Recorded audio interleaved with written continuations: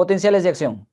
¿Qué es un potencial de acción? El potencial de acción es el cambio del potencial de reposo de membrana o la fluctuación del potencial de reposo en membrana. Si tenemos una gráfica que se mueve en el tiempo,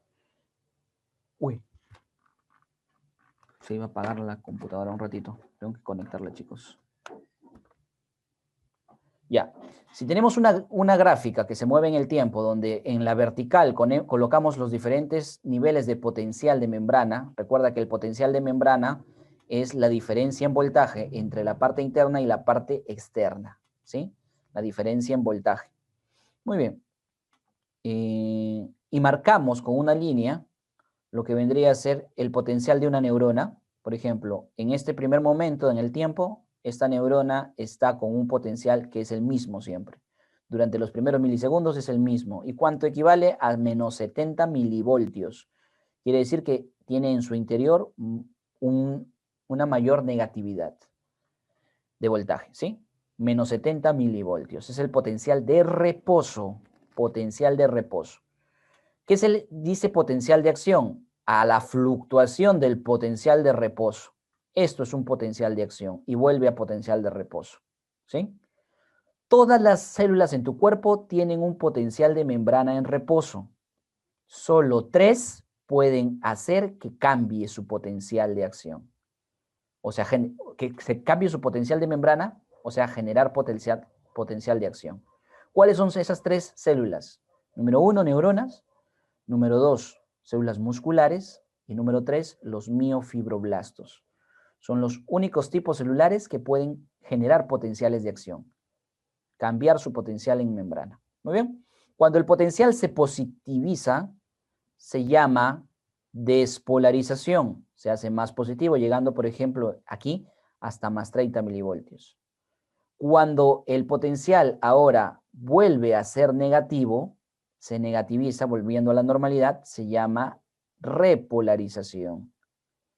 La repolarización es muy agresiva, de tal forma que no nos vamos hasta menos 70, sino en neuronas. En neuronas, usualmente hay un proceso de hiperpolarización. Es decir, el potencial baja más de lo normal, para nuevamente volverse a su potencial de reposo. Esas son las fases del potencial de acción, ¿sí? Podría haber sido esta la primera fase, pero esto no es potencial de acción, pues. El potencial de acción empieza aquí, con la fluctuación del reposo. Por ello es que la primera fase del potencial de acción, la primera fase es esta, la subida. La segunda fase es la bajada, ¿sí? La tercera fase es bajar más de lo normal, hiperpolarización. Y la cuarta fase, que es la misma de aquí, es el reposo. Fases del potencial de acción para una neurona. No es lo mismo para un músculo y tampoco es lo mismo para un músculo estriado que para un músculo liso, para un músculo estriado esquelético que para un músculo estriado cardíaco. Entonces, son diferentes tipos de potencial de acción. Esto es la gráfica de una neurona, cuyo potencial de reposo normalmente es 70. Fases entonces, número 1, despolarización, número 2, repolarización, 3, hiperpolarización, hacerlo más negativo de lo normal, y 4, reposo. Doc, ¿por qué se da la despolarización? ¿Por qué se positiviza? Porque ingresan iones positivos en el interior de la célula, de la neurona. ¿Qué ion positivo ingresaba? Sodio.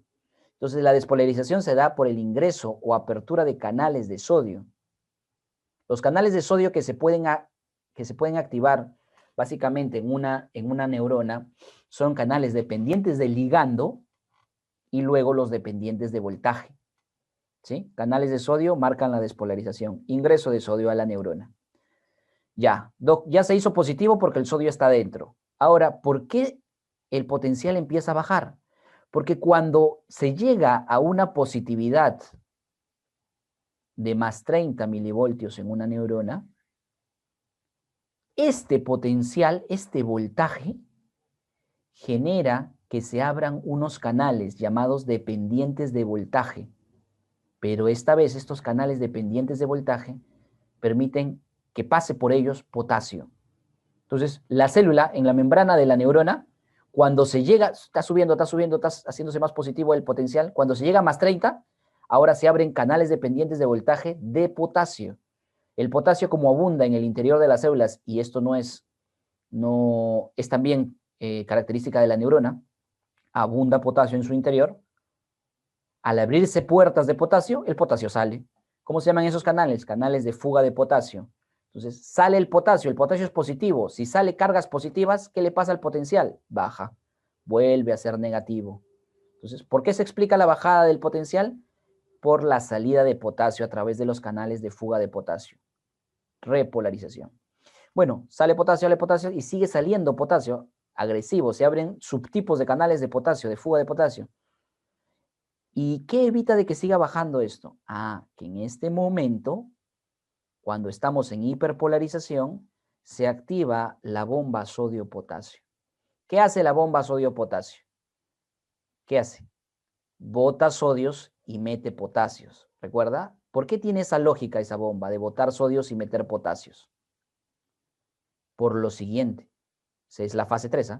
En la fase 1, a la neurona, ¿qué le pasó? Se metió sodio. O sea, ya hay sodio adentro. En la fase 2, sale potasio. A pesar de que el potencial más o menos está aproximándose a lo normal, la neurona no está normal. En la hiperpolarización, la neurona tiene sodio adentro y potasio afuera. ¿Eso es normal? No. Por ende, la bomba va a revertir eso. Como sodio ha entrado, ahora lo saco. Y como potasio salió, ahora lo meto. La bomba sodio-potasio hace eso. De tal manera que la hiperpolarización se regula y se lleva a un estado de reposo. Y en el estado de reposo hay un flujo constante de iones. ¿Sí? Nada es quieto, nada es estático en el cuerpo humano. Entonces, normalmente está entrando y saliendo potasio, pero no en grandes cantidades como para generar un potencial de acción. Esto que llamamos reposo, en realidad hay un flujo, entrada y salida de iones, pero mínimo. Mínimo. Doc, ¿por qué acá ha marcado muy buena pregunta? Sin decirte nada, tu pregunta, si dices, ¿por qué, Doc, aquí ha marcado menos 55 milivoltios? ¿Qué es eso? ¿Para qué sirve? Explíquemelo. Cuando se llega a menos 55 milivoltios en una neurona, en este punto se abren de manera agresiva canales de sodio. O sea, basta que tú llegues a menos 55 milivoltios abriendo canales de sodio para que a partir de aquí la apertura de canales de sodio sea automática, violenta, repentina, ¿sí? Para que tú llegues de menos 70 a menos 55, tienes que esforzarte. Es decir, tienes que utilizar canales de sodio dependiente del ligando. Utilizar moléculas que vengan y que abran a la fuerza canales de sodio en la neurona. En esta fase, a la fuerza abrimos canales de sodio dependientes del ligando. Cuando ya el voltaje llegó a menos 55, ya no interesa. Ya si quieres, ya no liberes neurotransmisores. Solito los canales de sodio se abren porque aquí actúan los canales de sodio dependiente de voltaje. Primera etapa, dependiente de ligando. Segunda etapa, dependiente de voltaje. ¿Cómo se llama ese punto en el cual ya se abren los canales de sodio de por sí? Se llama el umbral. El umbral, para que se genere la despolarización repentina. Potencial umbral, menos 55 milivoltios. Bueno, ahora hablemos de los términos de sumación. ¿Qué es esto? Mira, acá tenemos una neurona y terminales de axones, botones sinápticos que van a permitir ahí la unión axodendrítica. Las amarillas son de inhibición. ¿Cuáles son los neurotransmisores de inhibición? Los dos que hemos aprendido, glicina y GABA. Y las otras tres son de excitación, es decir, de despolarización. Las verdes de despolarización, las amarillas de inhibición o hiperpolarización. Toda neurona va a estar conectada por un montón de terminales, tanto excitatorias como inhibidoras. ¿Cuántas se pueden conectar a una neurona? Miles, señores. Hay últimos estudios que las neuronas multipolares en el cerebro, en la corteza, en la capa número 3, pueden recibir hasta 10.000 conexiones. Imagínate, una neurona recibiendo 10.000 conexiones, entre ellas excitatorias e inhibitorias. ¿Sí? Perfecto. ¿Para qué me sirve esto? Lo siguiente. ¿Recuerdas que la neurona puede ser excitada o inhibida? No es sencillo, ¿eh? No es que una terminal le dice, te excito, y esta genera un impulso. No es así. Una neurona debe integrar. ¿Recuerdas que aquí había el proceso de integración? En la cual era la matemática, ¿no? O sea, sumar. ¿Cuántas me excitan? ¿Cuántas me inhiben? De acuerdo a eso, yo voy a tomar la decisión de generar un impulso a través de mi axón. ¿Sí? Esos son términos para que se decida en el proceso de integración hay términos fisiológicos que se conocen como procesos de sumación. ¿Sí? Recuerda, matemática, sumación, de esa manera lo relacionas. ¿Qué es la sumación? Veamos. Carga positiva significa que esa terminal está funcionando excitatoriamente. Carga negativa significa que está funcionando, pero para inhibir. Entonces aquí tenemos 4 terminales que le están diciendo a la neurona, genera impulso, excítate. Y un terminal que le dice, no, no te excites. ¿Qué hace? La neurona hace sumación. Saca su cuenta y dice, a ver, pues ya, más positivo es un negativo, entonces generamos impulso. Y genera un impulso. ¿Sí? ¿Cuál es el resultado acá para generar un impulso? El resultado es 3 cruces positivas, ¿no? Una negativa con una positiva se cancela y serían 3 cruces positivas. En este ejemplo sencillo, esta neurona solamente decidirá generar impulso si llega a un mínimo de 3 cruces positivas. A ver, si yo te pusiera una carga negativa más aquí, a pesar de que haya más cargas positivas que negativas, esa neurona no se despolariza. ¿Por qué? Porque tenía la condición que yo he puesto como ejemplo de que para que se despolarice, mínimo tiene que haber 3 cargas positivas como resultante, mínimo. Si hay 4 mejor, si hay 5 mejor, pero mínimo 3. Doctor, ¿eso siempre es en todas? No, te estoy dando un ejemplo. Pueden haber neuronas que tengan como mínimo 2, como mínimo 5, y eso que son números que yo te estoy tratando de dar, porque son números que uno puede captar rápido. ¿Recuerdas? Son miles de conexiones, entonces va a depender cada neurona de que decida cuál va a ser su tope para decidir, a partir de 101 cruces positivas yo me despolarizo. ¿Sí? Muy bien. Como son diferentes terminales que están sumando al potencial que me va a generar la despolarización, que era un mínimo de 3 cruces, en este ejemplo, 3 cruces, o sea, mayor o igual a 3 cruces, se genera potencial de acción. Y el potencial de acción que se genera va a ser más o menos en esta gráfica, ¿no? Casi como la que hemos estudiado. Entonces, ¿a esto cómo se le llama? Se le llama sumación espacial. ¿Por qué?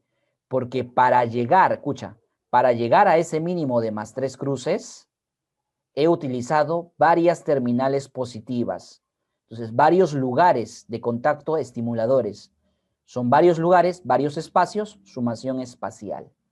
Yo también puedo llegar a más 3 cruces, pero no utilizando varias terminales. Ya voy a llamar al grupo, ¿ya?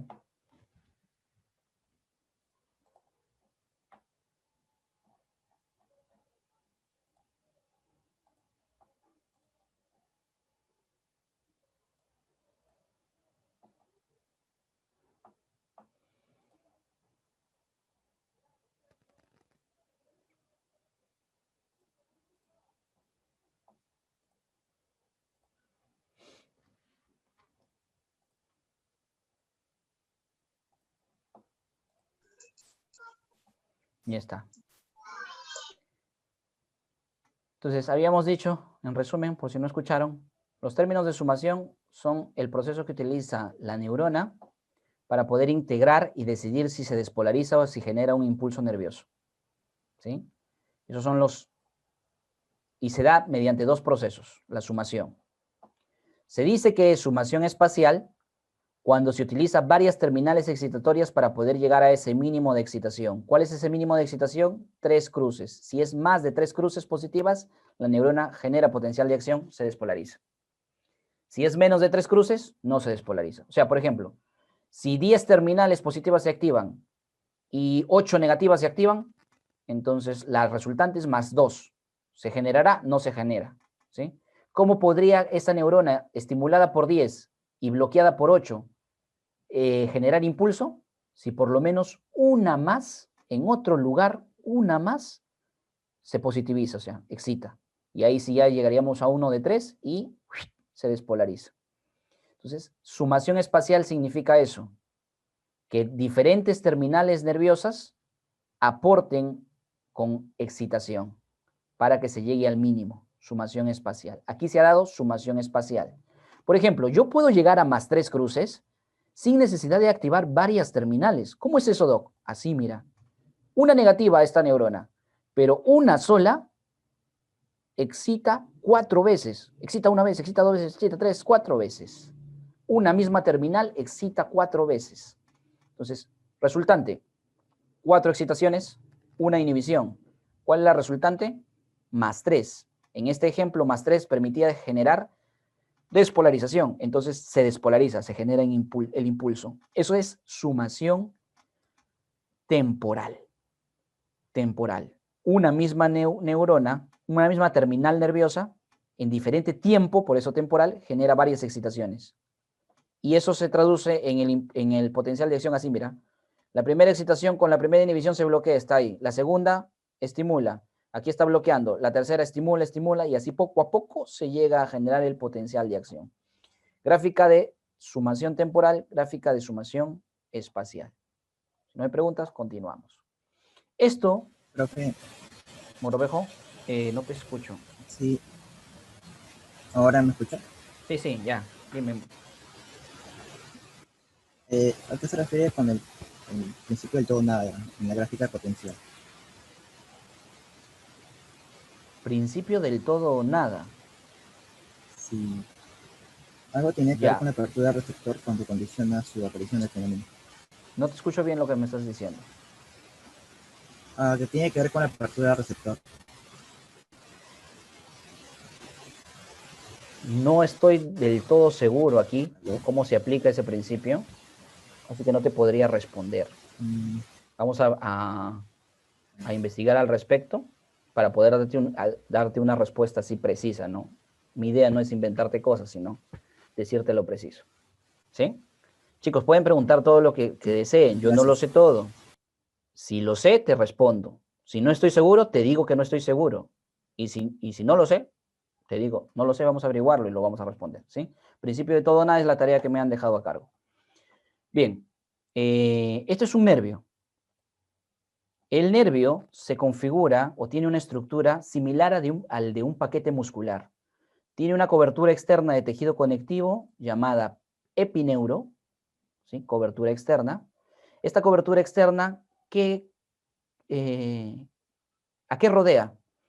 A fascículos del nervio. Yo lo explico como si fuera, mira, una cajetilla de cigarros. El nervio sería una cajetilla de cigarro. La envoltura del cigarro, el epineuro. Cada cigarro, un fascículo nervioso. Y tú sabes que un cigarro en su interior tiene fibritas, ¿no? Y pajita, yo le digo. Yo no fumo, por eso le digo pajita. Tiene tabaco. Cada fibrita de tabaco es esto de aquí. Entonces estoy deshilachando y jalando un hilito del cigarrito. ¿Cómo se llama? Eso se llama fibra nerviosa. O sea, este es el axón. El axón de una neurona obviamente muy grande. Un axón largo. Fibra nerviosa o axón de neurona. Perineuro es la empaquetadura del cigarro o del fascículo nervioso. Y la membrana que cubre a esta fibra nerviosa es la última cobertura de tejido conectivo llamada endoneuro. 3 coberturas hay. Epineuro cubre nervios, perineuro recubre fascículos y el endoneuro recubre fibra nerviosa. Ojo, que el endoneuro aquí está representado por una coloración un poco marrón, ahí velo.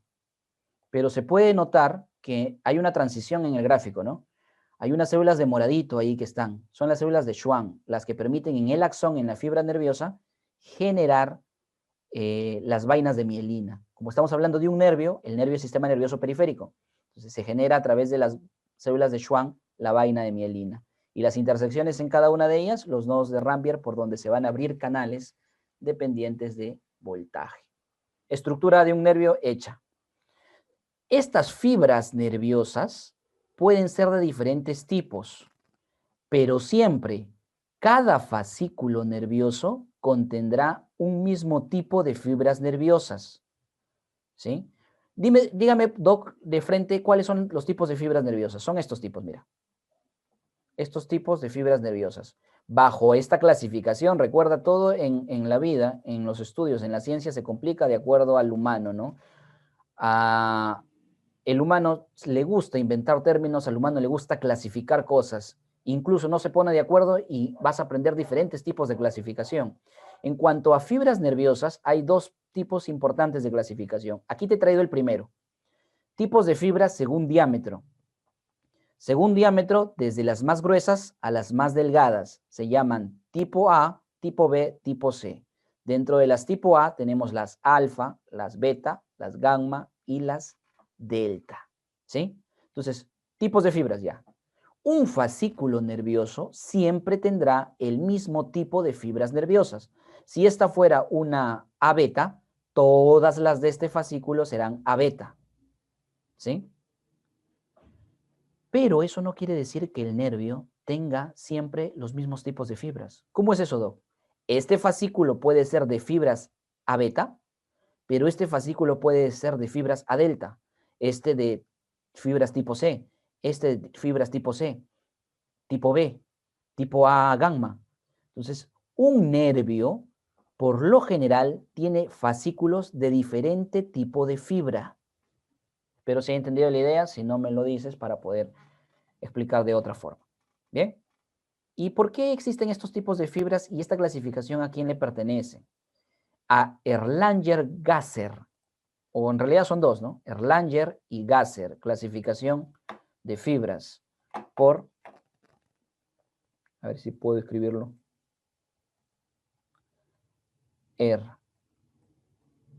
Erlanger y Gasser, la dupla.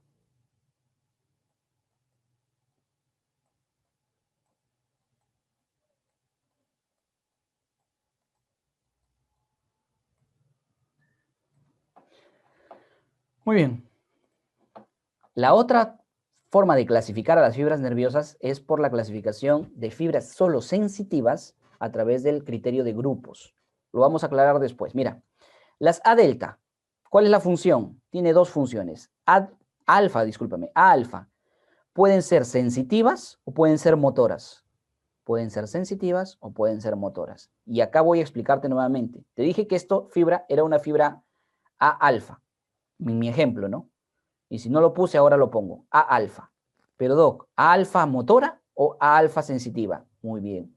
Si es una A alfa sensitiva, todas las fibras tienen que ser sensitivas. Si es una A alfa motora, todas las fibras serán motoras. ¿Sí? Entonces, el fascículo siempre tendrá fibras del mismo tipo y del mismo subtipo. ¿Bien? Sensitivas y motoras. La motora le pertenece a la segunda neurona de la vía piramidal. ¿Cómo se llama esa segunda neurona? Motoneurona alfa. Lo hemos hecho en el curso de neuroanatomía en Notrero 13. La clasificación de todos los tipos de vías motoras y sensitivas. Ya no voy a entrar en detalles. A beta.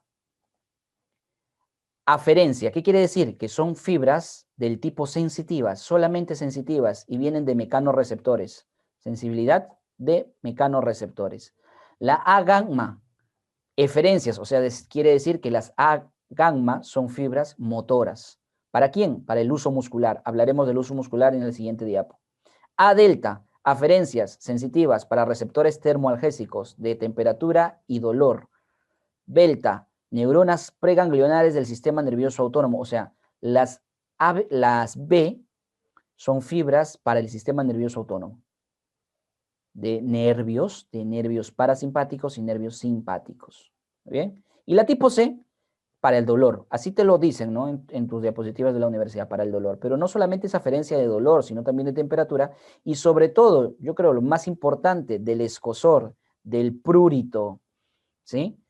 Cuando a ti algo te causa prurito, escozor, es gracias o es captado gracias a este tipo de fibras. O sea que si tú vas a colocarte una pomada que te quite el escozor y el prurito, pues bloqueará el impulso de este tipo de fibras.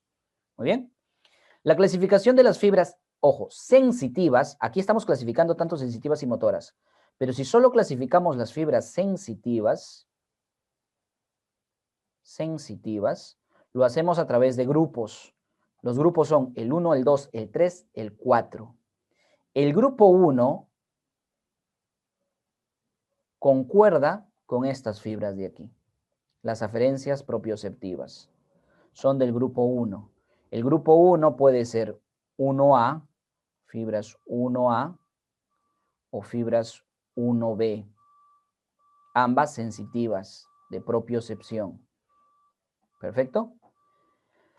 En grupos, las fibras sensitivas Ya vimos grupo 1. ¿Cuál es el grupo 2? El grupo 2 son las que tenemos aquí, las A beta, aferencias, son del grupo 2. El grupo 3 no puede ser A gamma porque son motoras. A delta es el grupo 3 de fibras sensitivas. Y las fibras del grupo 4 son las tipo C. Entonces, este es otro criterio de clasificación, pero solo de fibras sensitivas, bajo grupos. Grupo 1, 2, 3, 4. ¿Cuál es el grupo para dolor? El grupo 3 y el grupo 4. Bien, chicos. Dolor agudo 3, dolor crónico 4. Dolor fuerte 3, dolor débil 4. Placa motora. Llegamos a este punto. A ver. Ahora sí vamos a tener que activar la tableta. A ver, chicos. Esto que tenemos es la unión neuromuscular.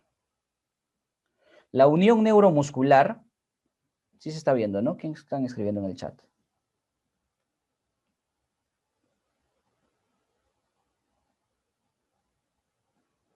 A ver, la unión, otra vez volver a llamar. Me distraen un poco, chicos, y más. Si escriben por el chat, les pediría que se puedan activar su micrófono, sería mejor.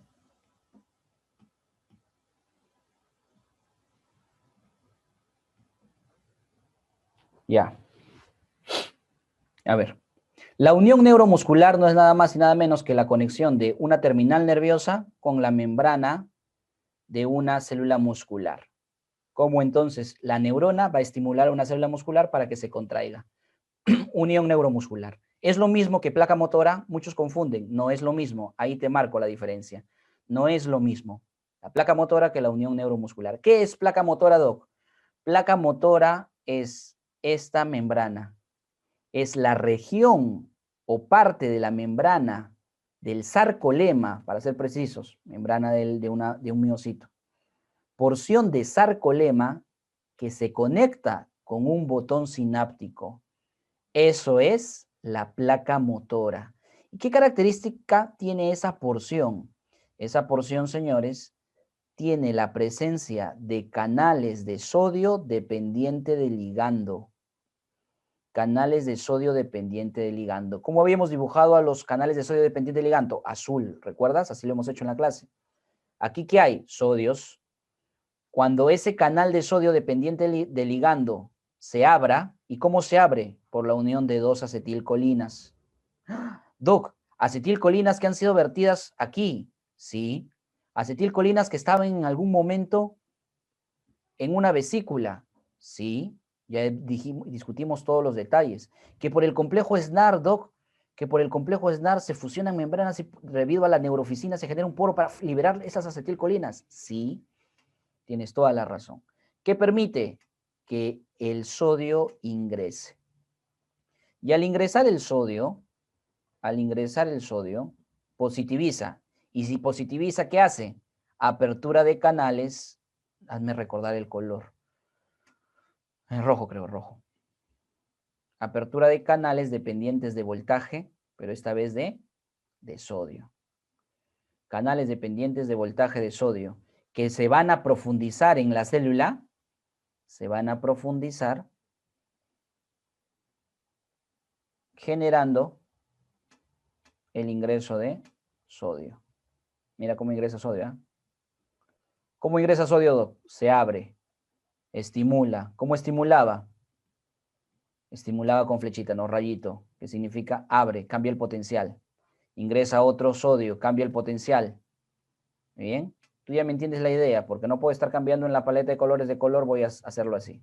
Ya sabes que con cada apertura de un canal dependiente de voltaje de sodio, se despolariza y se abre el siguiente. ¿Sí? ¿Qué sucede con este sodio? Veamos. La despolarización de esto genera la apertura de un canal,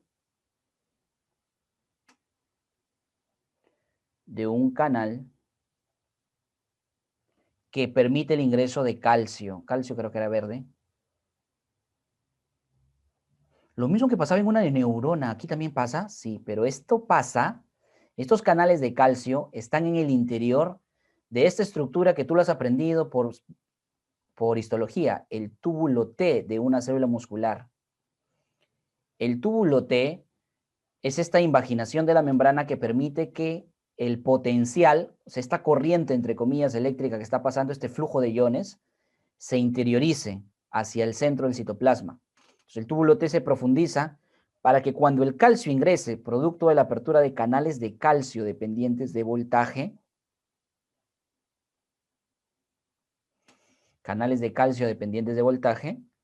este calcio llegue a una molécula que lo recepciona llamada el RIR,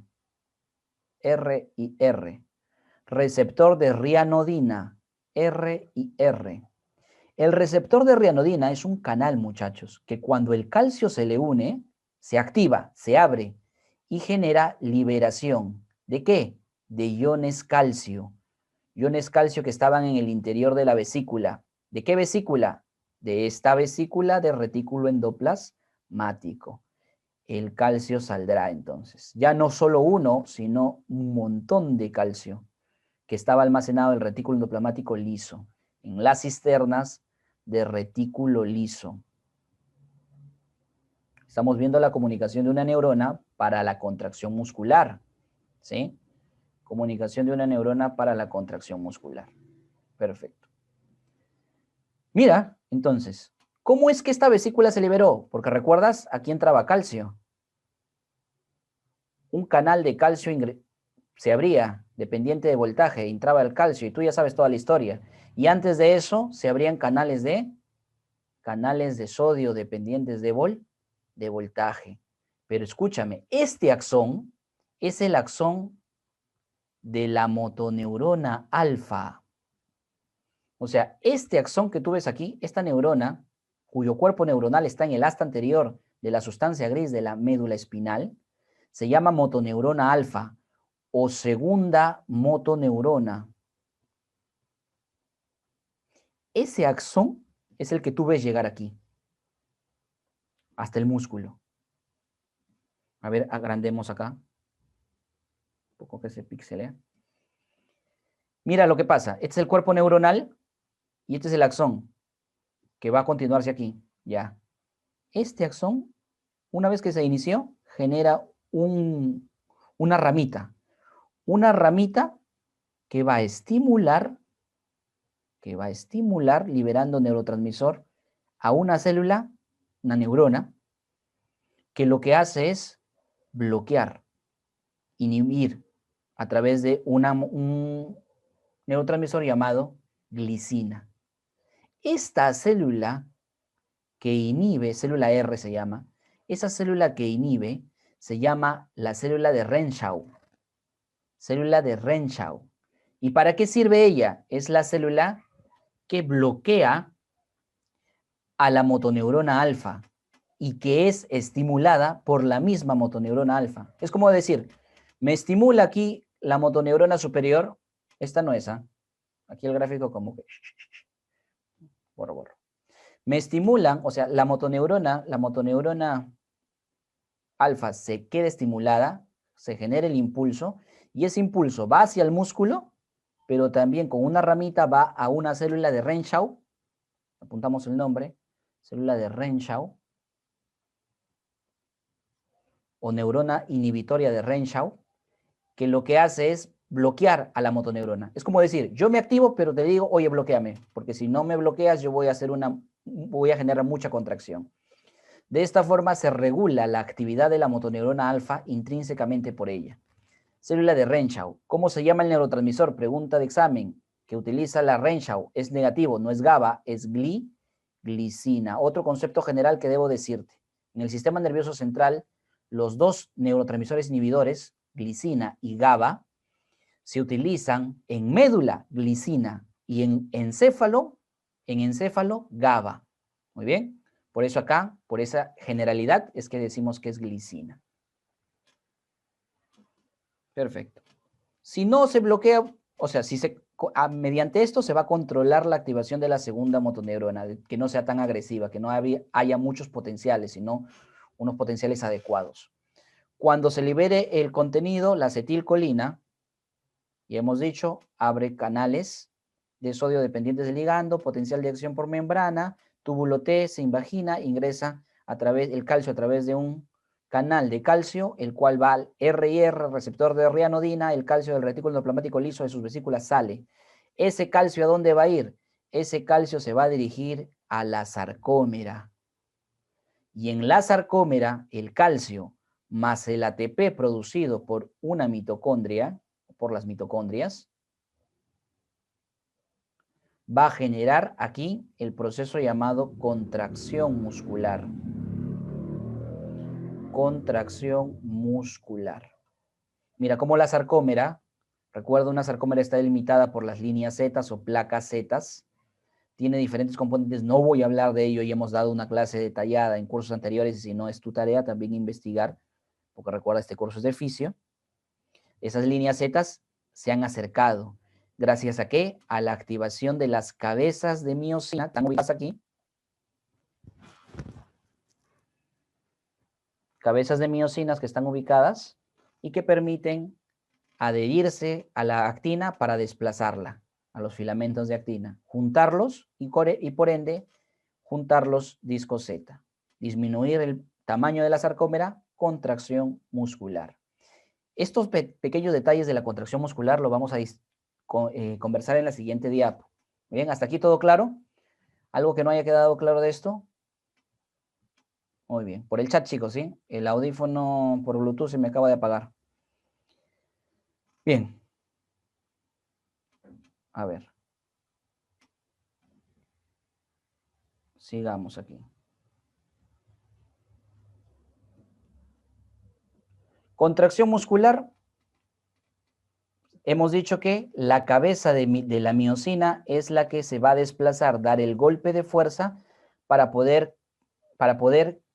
permitir que los filamentos de actina confluyan, se junten, ¿sí? Es como si esto fuera un brazo que agarra y jala para que este filamento moradito se mueva. Filamento delgado de actina, filamento grueso de miosina. Para que realice ello, el calcio permite que quede libre el punto de contacto. Es como si esto tuviera candados o tuviera algo que evite que la cabeza se junte. ¿Qué hace el calcio? Quita ese bloqueo, quita esos candados, y permite que quede libre el punto de contacto, ¿sí? Calcio primero actúa entonces. Luego el ATP, al unirse a la cabeza, se genera hidrólisis del ATP generando ADP y fósforo inorgánico. Cuando se libera el fósforo inorgánico, la cabeza se junta. Mira, ustedes pueden verlo aquí. ¿Qué se ha liberado el fósforo inorgánico? La cabeza se junta. Cuando se libera el ADP, la cabeza hace el golpe de fuerza, hace un ángulo tras la liberación del ADP, pero sigue junto a. Cuando viene el ATP, se suelta. Entonces, mira, procesos que se dirigen en resumen. El ATP sirve para que la cabeza se suelte. Cuando se hidroliza el ATP, se carga de energía. Se bota el fósforo inorgánico, se pega a la cabeza. Entonces, eliminar el fosfato, pega a la cabeza. Eliminar el ADP, genera el golpe de fuerza, el movimiento. Lo vamos a ver aquí. Uy, esto no se puede. Ya, al final vemos el video, ¿sí? No se puede aquí transmitir. De la contracción muscular, o sí se puede. Ya, ahí está. ¿Lo están viendo, chicos? Esta es espero que lo estén viendo. Esta es una fibra muscular, músculo. En el interior, estos son las miofibrillas. Las sarcómeras están representadas aquí. Eso es una sarcómera, pueden notar. Vamos a agrandar. En el centro de la sarcómera, esto vendría a ser la línea M, términos que no voy a entrar en detalles porque es esto. La miosina, con sus cabecitas, y estos amarillos, la actina, moléculas que están flotando en el citoplasma. ¿Qué le va a pasar a los miofilamentos? Van a caminar, mira cómo jalan y acercan, jalando las actinas, los discos Z o placa Z. Hasta aquí. Eso es un filamento, el de amarillo, filamento de actina. Esa molécula que llega es el calcio. El calcio se va a unir a troponinas aquí. Mira, a troponinas. Yo te dije, quita el candado. El candado son las troponinas. Activa y hace que rote a través de esta cadena, que se llama tropomiosina, rota y deja libre esos puntos negros que son los puntos de contacto. Entonces se va a poder hacer el contacto para poder darse el movimiento. Ahora, para que se establezca el contacto y se dé el movimiento, ya empieza aquí a detallar y utilizarse el ATP. Viene el ATP. El ATP permite que se suelte, ¿ah? Esa es la función. Se hidroliza el ATP. Cuando se quita el fósforo inorgánico, cuando el fósforo inorgánico sale, a ver, tiene que salir. Bueno, gana energía. El fósforo inorgánico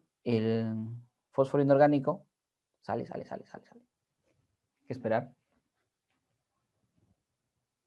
Ya, ahí hay un error, ¿ah? El fósforo inorgánico tiene que salir para que se pueda juntar. Sale el fósforo inorgánico y se juntan. Ahí recién se juntan.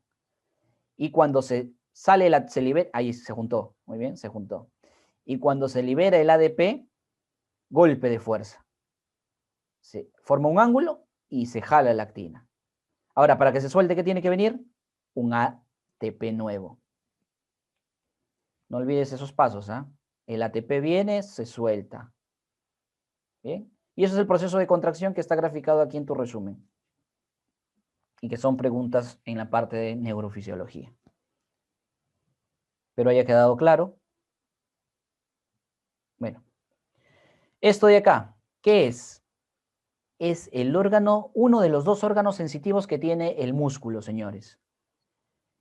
El músculo tiene dos órganos sensitivos. Este, que se llama huso muscular, y otro ubicado en los extremos, en los tendones, llamado el órgano tendinoso de Golgi. ¿Cuáles son los dos receptores del músculo? El huso muscular, que es esto, y el órgano tendinoso de Golgi. ¿Qué es un huso muscular, Doc? En el interior de un huso muscular tenemos miocitos que no son contráctiles como los que tú ves afuera, sino que son miocitos especiales, son miocitos que están conectados a terminales sensitivas y terminales motoras. ¿Con qué finalidad? Este huso acromático es el que le informa al cerebro qué tan contraído o relajado está el músculo, ¿sí? Tanto el órgano tendinoso de Golgi como el huso muscular informan al cerebro el grado de tensión. El huso muscular, grado de tensión del músculo, y el órgano tendinoso de Golgi, el grado de tensión del tendón. ¿Bien? Y para ello tienen varias terminales, fibras nerviosas, tanto que traen información como que llevan información. Las que traen se llamarán eferentes y las que llevan información aferentes. Nombres que hemos puesto acá y que los vamos a completar. Letras, huso muscular, ahí tienes todas las partes del huso muscular. De negrito yo te he resaltado lo que creo que es más importante resaltar, como por ejemplo, las fibras musculares o miocitos que están en el interior del huso muscular se llaman fibras intrafusales, las que están afuera extrafusales, fuso, huso, sinónimos. Entonces, las intrafusales pueden tener núcleos agrupados en una sola bolita, sus núcleos, recuerda que un miocito tiene varios núcleos, o pueden ser normalmente como es un miocito periféricos, alargados, uno tras otro. Entonces, una de las fibras se llamará de cadena nuclear, quiere decir los núcleos como si fuera un collar de perlas, y el otro se llama de bolsa nuclear, términos que te van a decir en tus teorías, ¿eh? Cadena nuclear, bolsa nuclear. ¿Muy bien? ¿Y para qué sirven? Cada una de ellas tienen diferentes conexiones. Por ejemplo, la fibra verde se conecta a ambas, a las de bolsa nuclear y a las de cadena nuclear. Esa fibra verde F es la motoneurona gamma. Motoneurona gamma, ¿sí?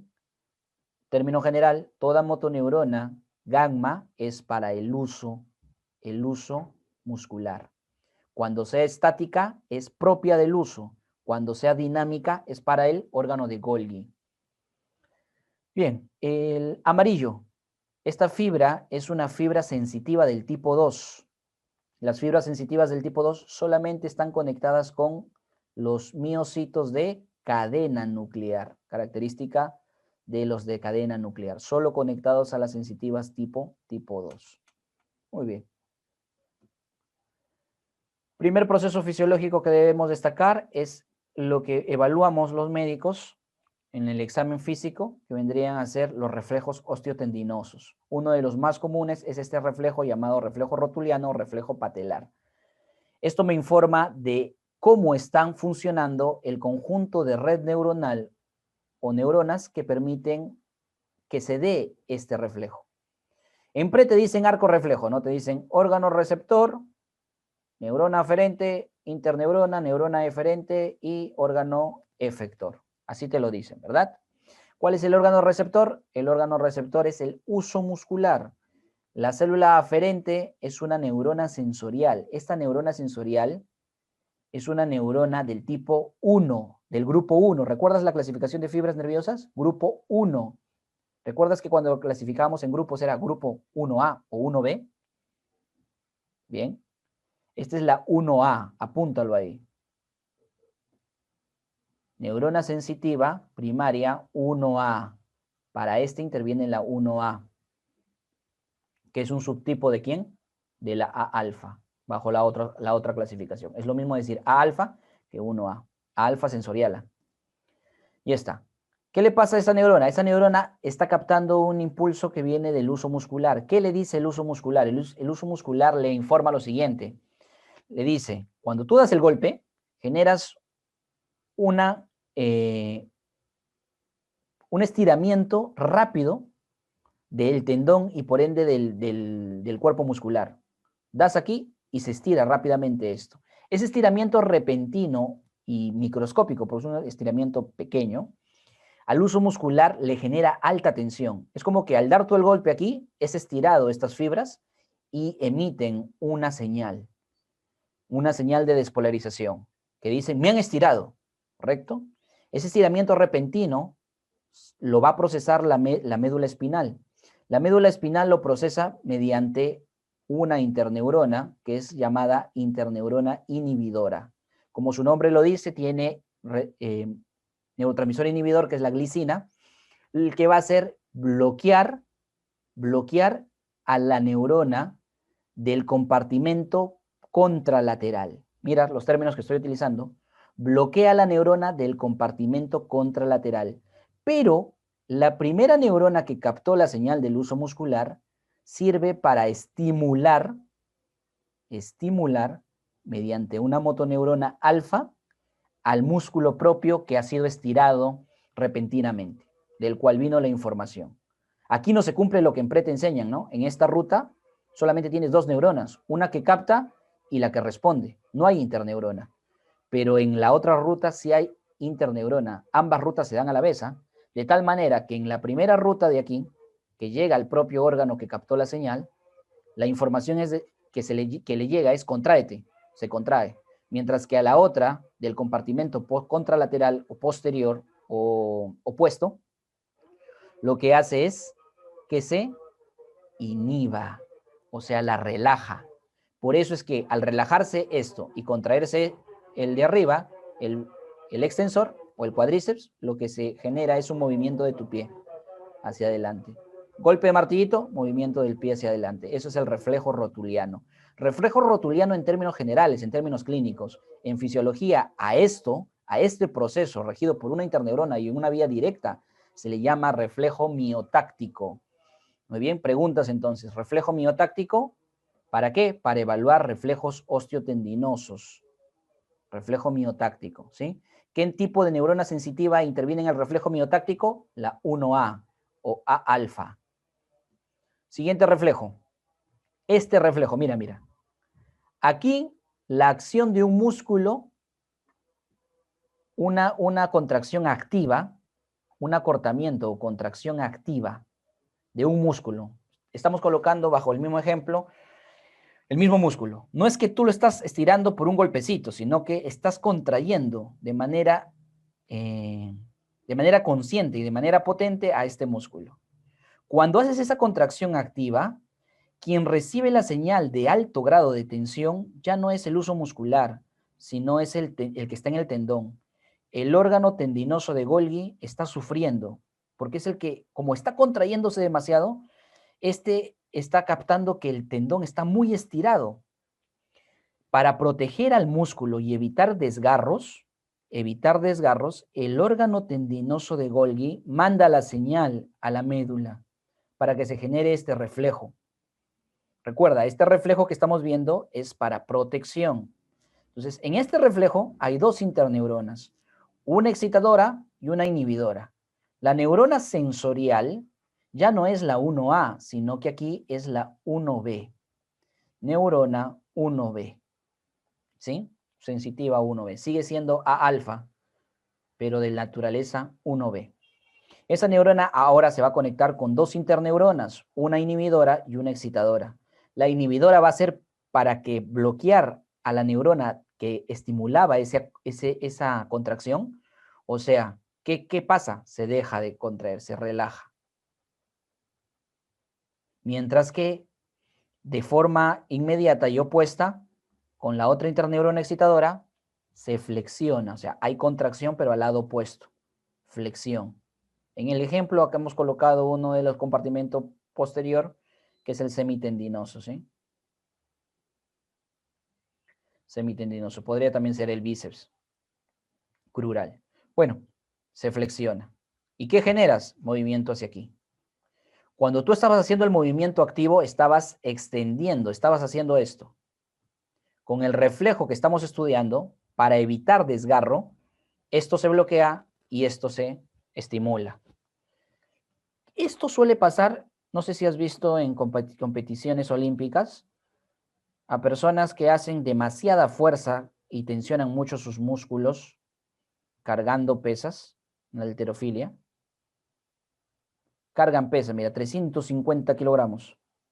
Están contrayendo demasiado músculos, los músculos extensores para poder alzar sus miembros superiores. Esa contracción, si no tienes un adecuado entrenamiento, va a activarse el reflejo. Por eso, no es alzar por alzar el peso, ¿eh? Si no tienes un adecuado entrenamiento o te estás esforzando más de lo debido, ¿sí? En estas competiciones ellos alzaban 350 y dicen, por 1 kilogramo más voy a llevar la medalla de oro, entonces ponme 2 kilogramos más, 352. Ya no estaba preparado para eso, pero él dio todo de sí, dijo, no, sí lo hago, dijo. No conoce fisiología, dice, sí lo hago. ¿Y qué sucede? El órgano tendinoso de estos músculos extensores, del tríceps, por ejemplo, capta la señal, genera este reflejo para proteger al tríceps y relaja al tríceps y activa al bíceps, al opuesto. De tal manera que hay una flexión repentina, y este sujeto se le cae la pesa. Son de aquellos videos en los que tú ves que alzan la pesa y de pronto, como si se le vencieran sus brazos. Ese reflejo se da gracias, o se le llama en fisiología, reflejo del órgano tendinoso de Golgi, o miotáctico inverso. Miotáctico inverso. Por último, el reflejo, un poco más complejo que los anteriores, he tratado de colocarte reflejos de lo simple a lo complejo. Este es el reflejo de flexión en retirada. Sirve para quitar el miembro superior o inferior expuesto a un estímulo doloroso o lesivo. ¿Qué sucede? Un clavo, la puntita de un caracol, como en el gráfico lo tenías acá, algo te puya, te quema, no sé, cualquier cosa que provoque dolor o lesión al tejido. Es captado por una neurona sensitiva de dolor. ¿Cuáles son las neuronas sensitivas de dolor? ¿Te acuerdas? Las tipo C o las tipo A delta para el dolor rápido. En este reflejo se necesita dolor rápido, la A delta. Ahí lo tienes. La A delta es una fibra sensitiva que llega y mira, se conecta con varias interneuronas. Y aquí viene el concepto de red neuronal un poco más evidente, ¿no? Una entrada distribuida a una capa primera, a una capa profunda y a una capa de salida. ¿Ves las capas ahí? Perfecto. Interneuronas de dos tipos, mira. Esta primera interneurona y una segunda interneurona.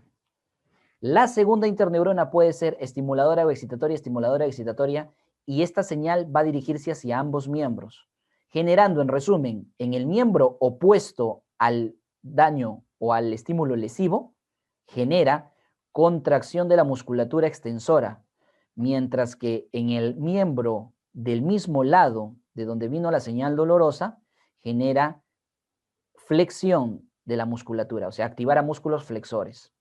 Entonces, para el mismo lado, activa músculos flexores de tal manera que la pierna se retira. Y para el otro lado, estimula músculos extensores. Se apoya y tú como que das un brinco, ¿no? Quitando el miembro rápidamente expuesto al estímulo lesivo. ¿Cómo se llama ese reflejo?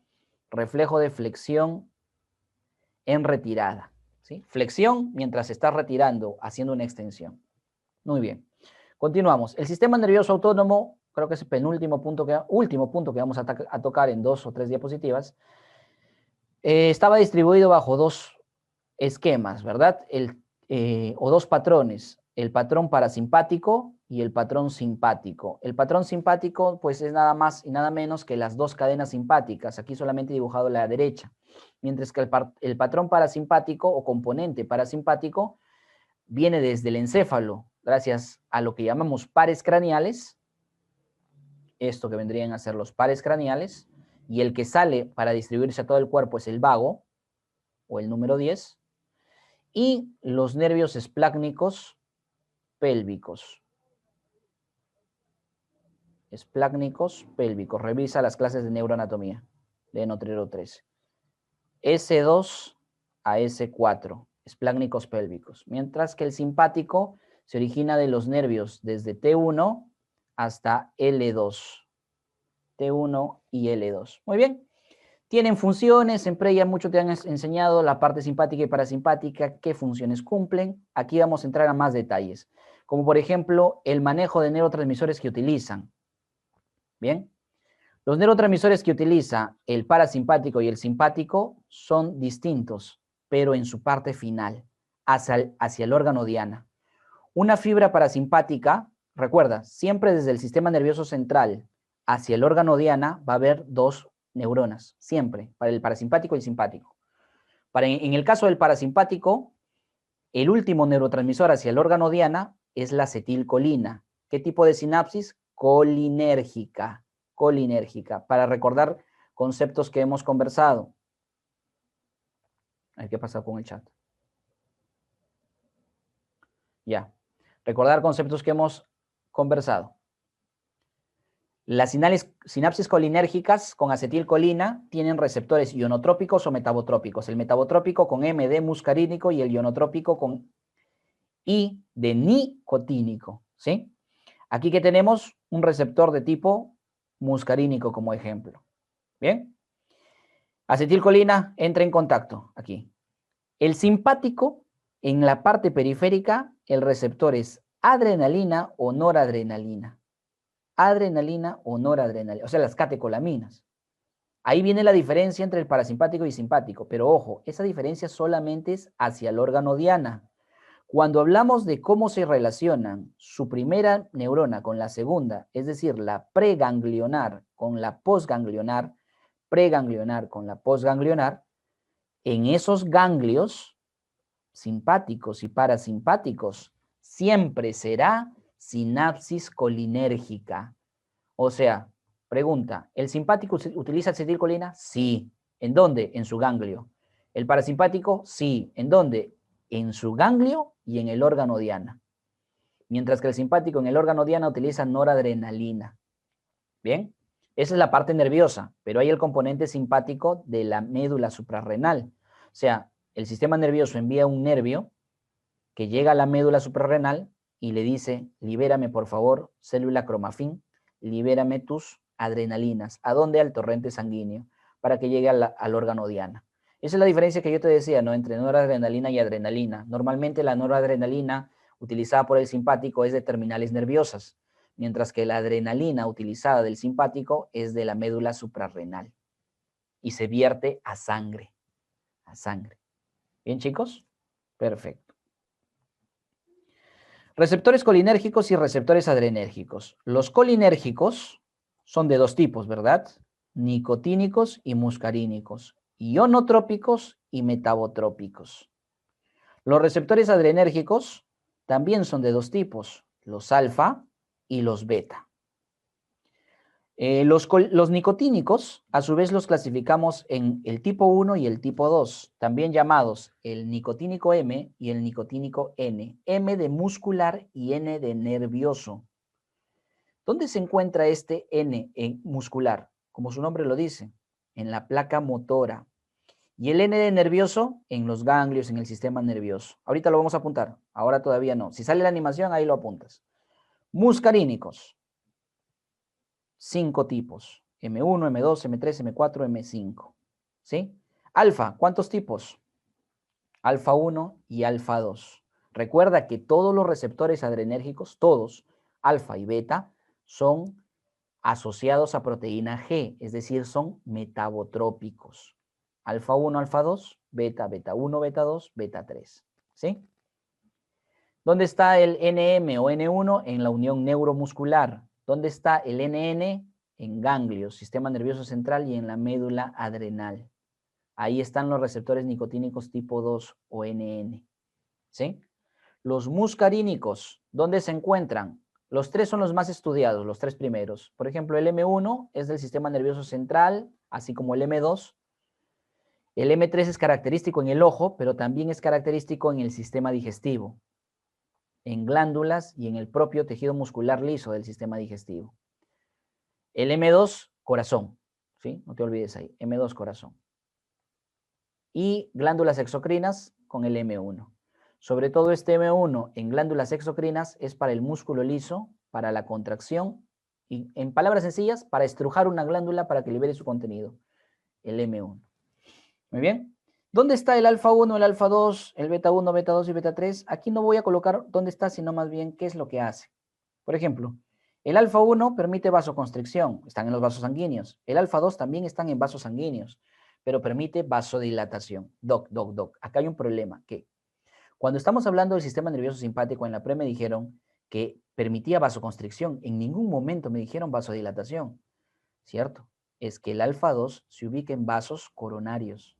O sea, lo que te explicaron era de que la vasculatura periférica con el simpático hace vasoconstricción, pero la vasculatura del corazón hace vasodilatación. ¿Sí? Beta 2.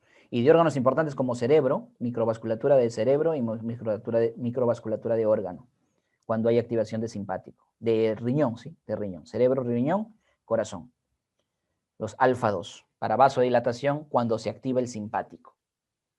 Beta 1 es para el corazón. Entonces, mira, te habían dicho en donde te preparaste, sistema simpático, que tu corazón lata más rápido, ¿verdad? ¿Con qué receptor? Adrenérgico beta 1. Ionotrópico, más fuerte, cronotrópico, más rápido, corazón. Parasimpático, que tu corazón lata más lento, con el M2. Bradicardia, generada por el muscarínico, receptor colinérgico muscarínico M2. ¿Sí? Tienes que subir tu level, más detalles. Bien, aquí te he traído algunos de los ejemplos y órganos más importantes para aprender el subtipo de receptor que tienen para la función simpática y parasimpática correspondiente.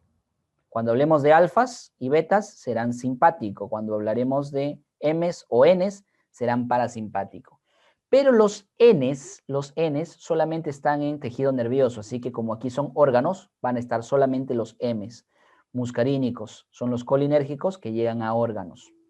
En el ojo, miosis, midriasis. ¿Quién hacía midriasis? El simpático, ¿verdad? Ahora aprenderás que es por el alfa 1. Miosis, el parasimpático, por el M3. El M3. M3 que habíamos dicho acá, del ojo.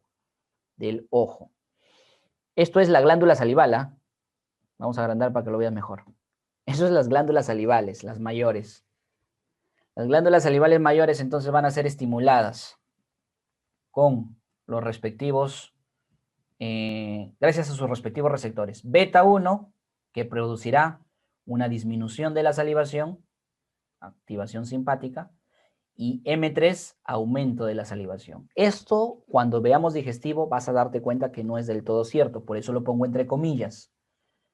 Te adelanto ya, el parasimpático con el M3 aumenta salivación, perfecto, pero el simpático no disminuye, sino también la aumenta.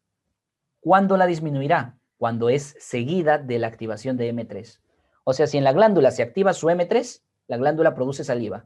Si en la glándula se activa el B1, el beta 1 adrenérgico, deja produce saliva también. Produce saliva. Pero si se activa el beta 1 inmediatamente después de un M3, se bloquea la salivación. ¿Sí? Algo complejo, un poco curioso, que lo especificaremos en sistema digestivo. Bueno, continuamos. Beta 1, principalmente el beta 1, también puede ser el beta 2 para taquicardia. No pongas comillas ahí. Para taquicardia. Y el M2 parasimpático para bradicardia, corazón.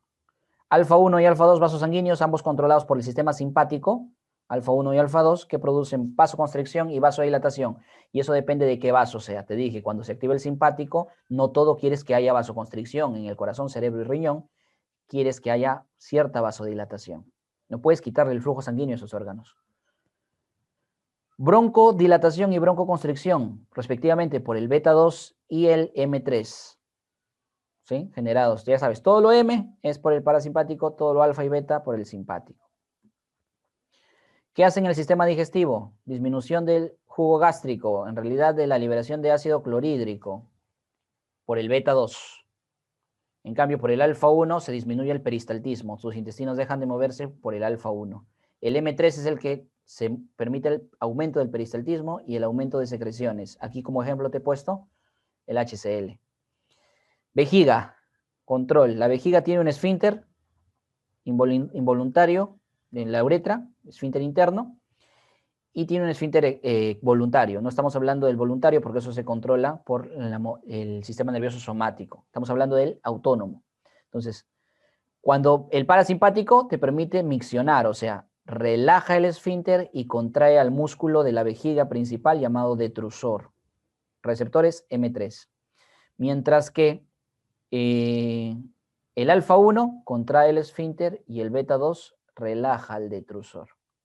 ¿Sí? Relaja el detrusor. Perfecto. Características importantes que hemos mencionado.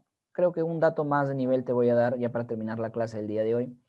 Es lo siguiente. ¿Te acuerdas que te dije que los nicotínicos son ionotrópicos? Los muscarínicos son metabotrópicos. Fácil de recordar, I. Todos los adrenérgicos, todos son metabotrópicos. ¿Por qué?